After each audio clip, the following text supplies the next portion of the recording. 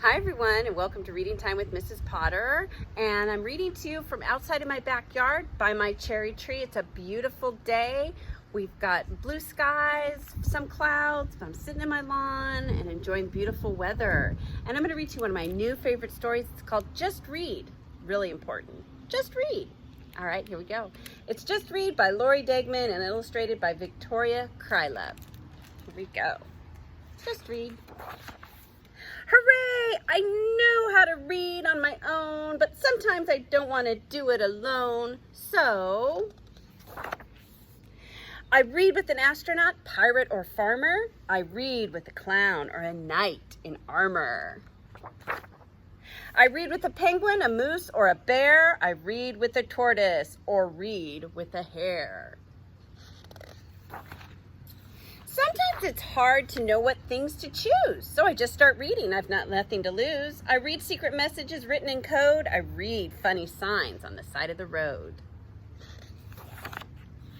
I read things that scare me or cause me to grin. I read about places where I've never been. Sometimes I can't seem to find enough time. I steal a few minutes. It isn't a crime. I read while I'm waiting to hear my name called. I read while I'm driving and traffic has stalled. I read after raking the leaves into piles.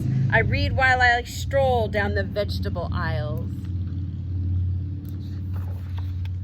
Sometimes it's boring to read just one way. It gets so monotonous day after day. I read while I'm spinning or sliding or swinging. I read while I'm drumming or strumming or singing. I read with my fingers across bumpy lines. I read with my voice or my hands using signs. Sometimes it seems like there's no place to go, so I start exploring and go with the flow. I read in a bus, on a train, or a plane. I read in a cave or outside in the rain. I read in a tree or below in its shade. I read while I march in my hometown parade. Sometimes I don't know who, where, or when, but that doesn't stop me. I just read again.